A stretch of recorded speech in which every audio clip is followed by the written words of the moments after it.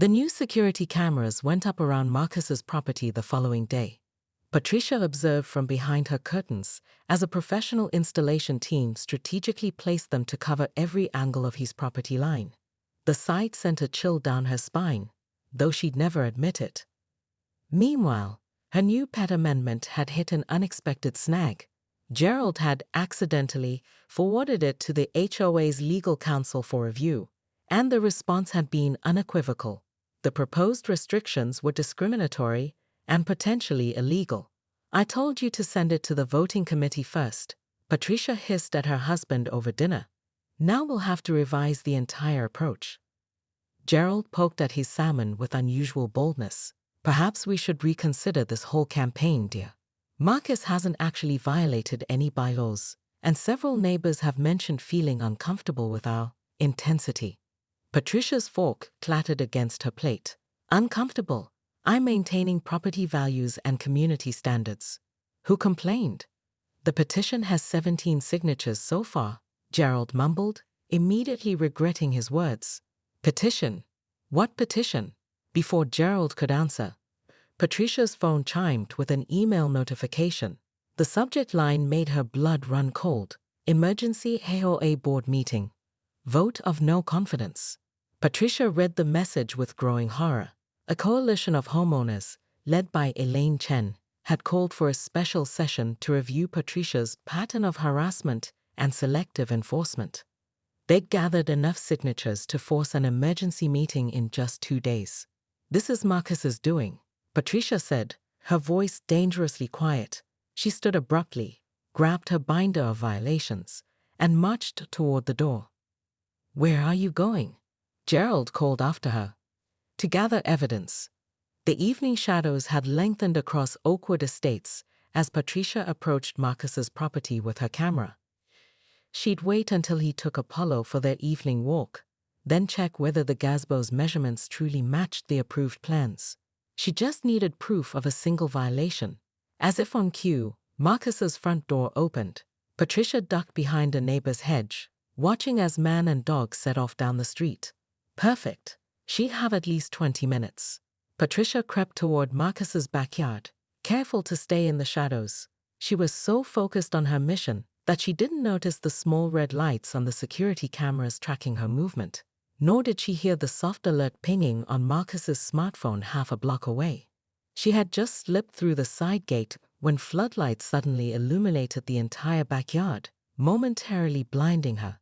A recorded voice boomed from hidden speakers. "Attention! You are trespassing on private property. Security has been notified, and this incident is being recorded." Patricia froze, then panicked. She turned to flee, but found the gate had automatically locked behind her. As she fumbled with the latch, the sound of approaching footsteps made her heart race. "Ms. Winters." Marcus's voice was calm but firm. "This is your 4th documented trespassing incident. The police have been called." Patricia turned to see Marcus standing at the corner of the house, Apollo sitting alertly beside him. The dog wasn't threatening her. He didn't need to. The situation itself was damning enough. "I was just checking if—" "Save it for the officers," Marcus interrupted. "They'll be here momentarily. In the meantime, I should inform you that I've submitted a comprehensive report to the HOA board documenting your harassment campaign. It includes footage of you photographing my house, following me on my morning runs, and now this trespassing incident." Patricia's perfectly maintained facade began to crack. "You can't prove anything. I'm the HOA. You chair a committee," Marcus corrected. "You're not above the law, and you're certainly not above the actual HOA bylaws, which protect homeowners from harassment." The distant wail of police sirens punctuated his words. Patricia's mind raced through potential excuses, explanations, even threats. But for once, she found herself speechless. What she didn't know was that the arriving officers were Marcus's former colleagues, who'd already been briefed on the situation. She also didn't know that tomorrow's emergency meeting would include video evidence of her numerous violations of both HOA bylaws and local trespassing laws. As the police car pulled up and 2 officers approached the backyard, Patricia Winters, the infamous Karen of Crestview Court, was about to learn a valuable lesson about the limits of her self-appointed authority. And somewhere in the back of her mind, a tiny voice wondered how it had all gone so terribly wrong. 3 months after her public downfall, Patricia Winters stood nervously at the entrance to the community park, clutching a tray of homemade lemon bars. The summer block party was in full swing, the first community-wide event organized by the reformed HOA, now operating as a true cooperative rather than Patricia's personal fiefdom. "You don't have to do this," Gerald said softly beside her. Their relationship had undergone its own reformation, with Patricia attending therapy and Gerald finally voicing long-suppressed thoughts. They weren't fixed, but they were talking, really talking, for the first time in years. "I do though," Patricia replied, adjusting her casual sundress, a far cry from her former starched committee attire. "It's time." Her first steps into the gathering felt like walking into enemy territory. Conversations paused momentarily as neighbors noticed her arrival, then resumed with a subtly different energy. Patricia forced herself forward to the dessert table, when Marcus was organizing the contributions. "Room for one more?" she asked, her attempt at casual camaraderie sounding strained, even to her own ears. Marcus looked up, genuine surprise crossing his features. "Absolutely.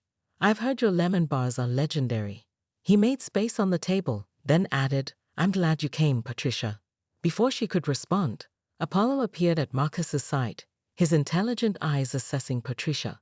To everyone's surprise, especially her own, Patricia slowly extended her hand toward the dog. "Hello, Apollo. I believe we got off on the wrong foot." The Belgian Malinois sniffed her hand carefully, then sat, his posture relaxed, a canine gesture of acceptance that wasn't lost on the watching neighbors. Throughout the afternoon, Patricia navigated a new and unfamiliar social landscape. Some neighbors remained distant, wounds still fresh. Others, seeing her effort, cautiously engaged. When the Rodriguez grandchildren accidentally sent a frisbee flying into her plate of food, the old Patricia would have seized the opportunity for a lecture on proper park behavior. Instead, she laughed, awkwardly, but genuinely. As sunset approached, Thomas Abernathy called for everyone's attention to announce the results of the Community Improvement Project voting. All summer, residents had submitted proposals for using the HOA's substantial reserve fund, previously hoarded by Patricia for emergency enforcement, but now redirected toward actual community enhancement. And the winning project is, Thomas announced with a dramatic pause, the inclusive playground and community garden combination, making our park accessible to children of all abilities while providing fresh produce for both our community and the local food bank.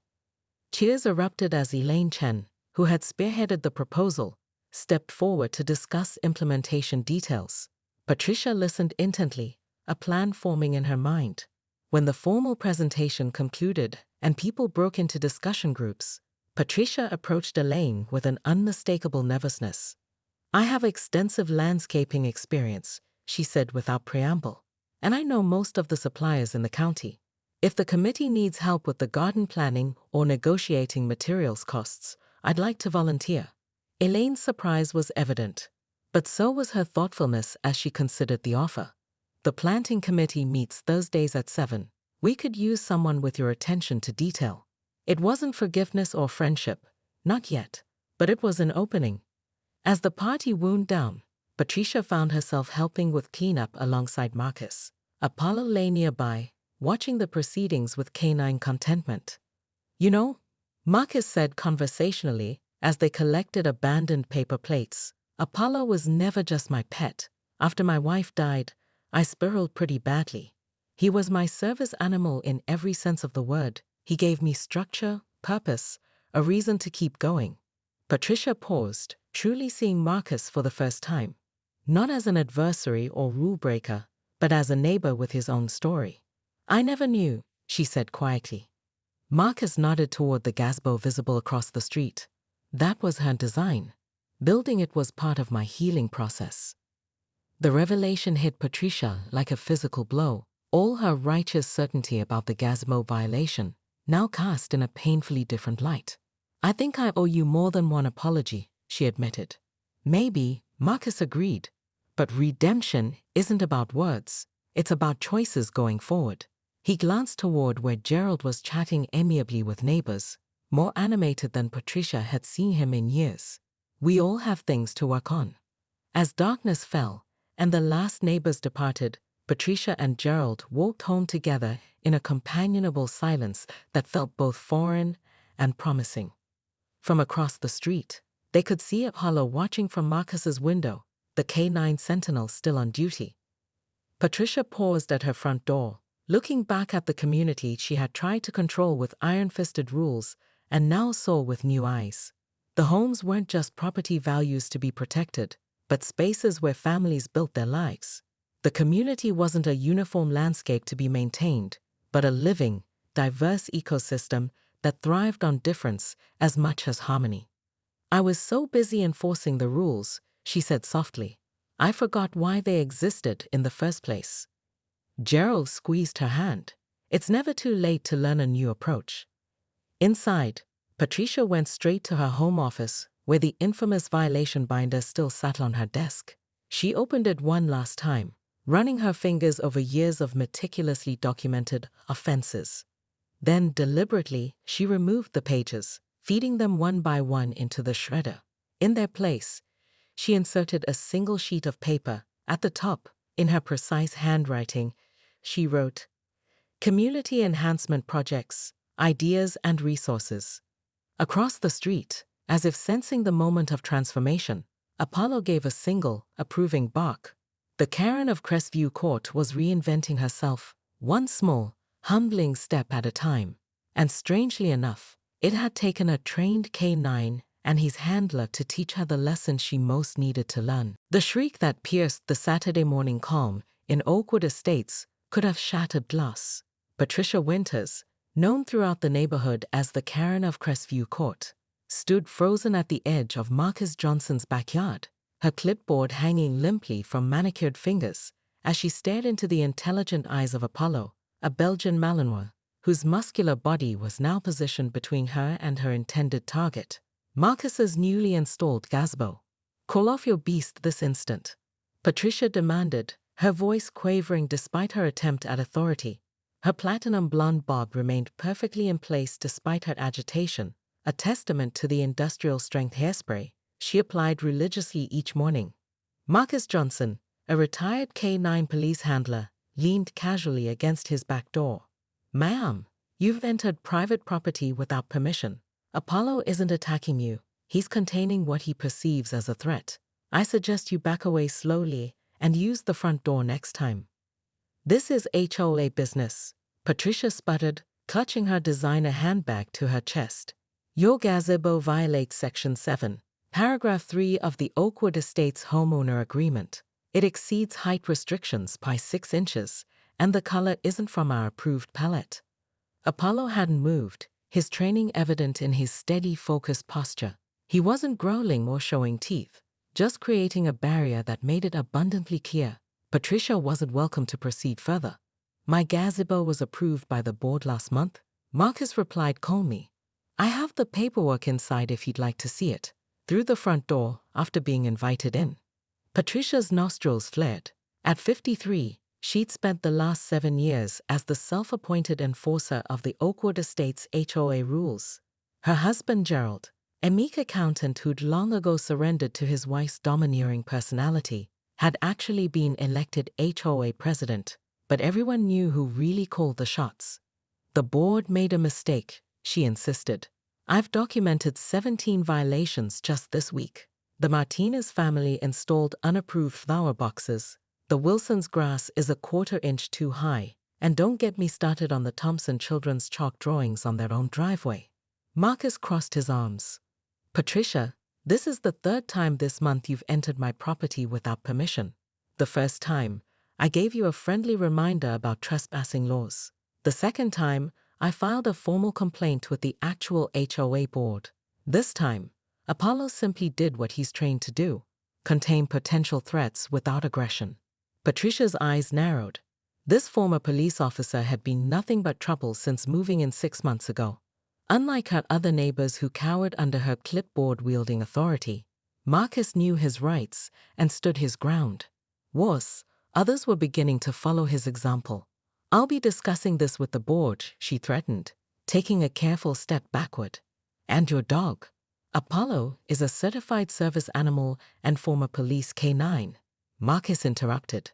"Any complaint against him will be dismissed immediately.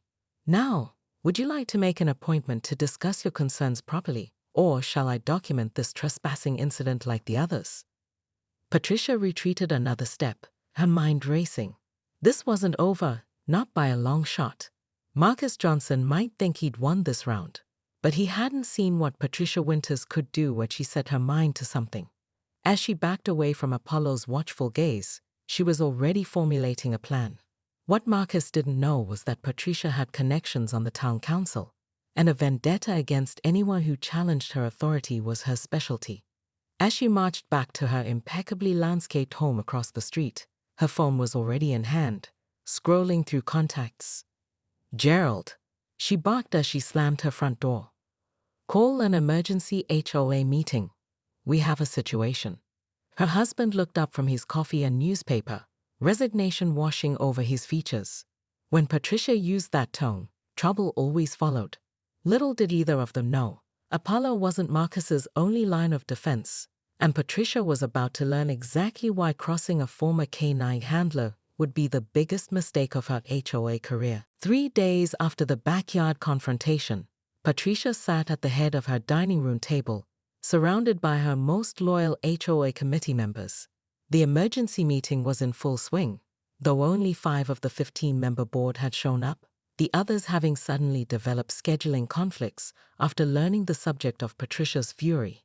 "He's undermining everything we've built," Patricia insisted, passing around photos of Marcus's property she'd taken from the sidewalk. "Look at this gazebo. It may have been approved, but I'm certain Marcus falsified the documentation." Maureen Davis, a retired school administrator and Patricia's most devoted ally, nodded vigorously. "And that dog should be classified as a dangerous animal.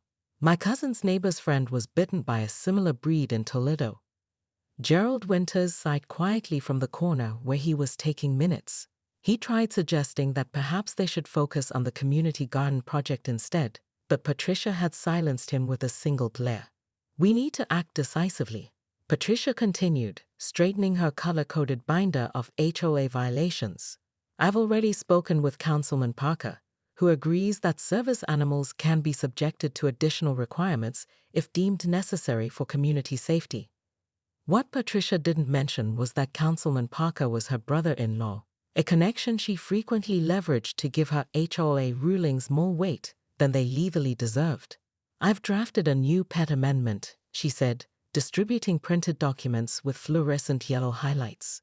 "It requires all service animals to undergo additional certification by our HOA-approved trainer, restricts outdoor time to certain hours, and mandates muzzles in common areas." Gerald shifted uncomfortably. "Honey, I'm not sure these restrictions would stand up legally if challenged. The Americans with Disabilities Act."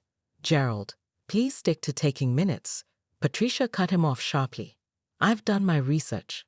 She hadn't, but no one at the table was brave enough to challenge her. The meeting continued with Patricia outlining her multi-pronged attack plan. First, the new pet amendment. Second, a thorough investigation into the gazebo approval. And third, daily documentation of any potential violations on Marcus's property. As the meeting adjourned, Patricia felt a surge of satisfaction. Marcus Johnson would soon learn that Oakwood Estates had rules for a reason, and no one, especially not some newcomer with a badge and a dog, would challenge her authority. The next morning, Patricia was up at dawn, designer sunglasses perched on her nose, as she positioned herself strategically in a lawn chair at the edge of her immaculately maintained front yard. From this vantage point, she had a clear view of Marcus's house across the street. A camera with a telephoto lens sat ready on her lap. When Marcus emerged for his morning run with Apollo trotting obediently at his side, Patricia began snapping photos. Every image would be evidence in her growing file. What she didn't notice was her neighbor Elaine Chen watching this surveillance with increasing concern from her kitchen window. Elaine, a civil rights attorney who had largely avoided HOA politics, had been on the receiving end of Patricia's nitpicking before. After witnessing the morning's surveillance, she made a decision. Picking up her phone, she sent a text to Marcus. "Be careful. The HOA dragon is documenting your every move. If you need legal advice, let me know." Across the street, Marcus checked his phone, glanced toward Patricia's obvious stakeout, and gave a slight wave in her direction. Instead of appearing worried, he seemed almost amused, which infuriated Patricia even more. By midday, Patricia had compiled a 20-page report of potential violations, including such grievous offenses as Marcus's garden hose being visible for 30 minutes and Apollo leaving paw prints on Marcus's own driveway. She was about to head inside when a delivery truck pulled up to Marcus's house. The driver unloaded several large bags of what appeared to be specialty dog food, and something else that made Patricia nearly drop her camera. Security cameras. At least 6 boxes from a high-end security company. Patricia's eyes narrowed. The game was changing, but she wasn't worried. After all, she had the HOA bylaws, the committee, and years of experience breaking resistant homeowners. What could one ex-cop with a dog possibly do against her well-established system? As it turned out, quite a lot. The community center buzzed with an energy Oakwood Estates hadn't seen in years. Nearly every household was represented at the emergency HOA meeting. The room so packed that additional chairs had to be brought in from adjacent rooms. Patricia sat rigidly in the front row, her usual binder conspicuously absent, her expression a forced mask of composure. Gerald had opted to sit several seats away, a small act of independence that spoke volumes. At the board table, a notable absence. Patricia's chair at the center remained empty. Instead, the HOA's vice president, Thomas Abernathy, a retired judge who had largely been sidelined by Patricia's domineering presence, presided over the proceedings. Before we address the formal complaint against Ms. Winters, Thomas began, adjusting his glasses. "I must inform the community that we've received documentation of numerous procedural violations in how our HOA has been operating." Patricia stiffened as Thomas methodically outlined her transgressions. Entering properties without permission, selectively enforcing bylaws, falsifying violation reports, and using her position for personal vendettas. Then came the video evidence. On a large screen, the assembled neighbors watched footage from Marcus's security cameras showing Patricia's trespassing, along with a compilation of her photographing other neighbors' homes at odd hours. Audible gasps filled the room when documentation revealed she had fined certain homeowners for violations while ignoring identical issues at properties belonging to her allies. When it was Marcus's turn to speak, he was surprisingly measured. "I don't believe Ms. Winters should be removed from the board entirely," he said, causing Patricia's head to snap up in surprise. Her attention to detail and commitment to community standards could be valuable if properly channeled. However, the current power structure has enabled behavior that crosses both legal and ethical boundaries. Several homeowners then shared their experiences. The young couple bullied over their vegetable garden, the widower harassed about his late wife's rose bushes. The family with an autistic child threatened with fines when they installed a therapeutic swing set. Patricia's carefully constructed kingdom was crumbling before her eyes. When finally given the opportunity to respond, she rose shakily to her feet. "I've only ever acted in the best interest of property values," she began, her voice lacking its usual authority. "If my methods were occasionally overzealous," "Occasionally," interrupted Mrs. Rodriguez, an elderly resident who rarely spoke at meetings. "You threatened to fine me because my grandchildren's bicycles were visible in my garage, when the garage door was open as I was actively putting them away." More voices joined in, years of resentment bubbling to the surface. Patricia looked desperately around the room for supporters, but even Maureen Davis was studying her lap, avoiding eye contact. The vote, when it came, was decisive. Patricia was removed from her position as committee chair. New guidelines for HOA enforcement were established, requiring documentation, witnesses, and a cooling-off period before action could be taken. Most significantly, a rotation system was implemented. No single person would have enforcement authority for more than 3 months at a time. As the meeting adjourned, Patricia sat alone, watching as neighbors gathered in animated clusters, an almost palpable sense of relief spreading through the room. Marcus approached her quietly. "This isn't personal," he said, his voice low enough that only she could hear. "Communities need rules, but they also need fairness and respect. You're still a valued neighbor with important insights to offer." Patricia couldn't bring herself to respond. She gathered her purse and walked out without speaking to anyone, the weight of public humiliation heavier than anything she'd experienced in her carefully controlled life. At home, she poured herself an uncharacteristic glass of wine and sat in the dark living room, replaying the events that had led to this moment. Gerald had left a note saying he was staying at his brother's for a few days, another unprecedented development. As midnight approached, Patricia found herself standing at her window, looking across at Marcus's house. The gazebo lights were on, and she could see him sitting there with Apollo at his feet, enjoying the spring evening. Something unfamiliar stirred within her, not anger or resentment, but a question. What would Oakwood Estates look like if she channeled her energy into building community rather than controlling it? The thought was terrifying, and yet strangely compelling.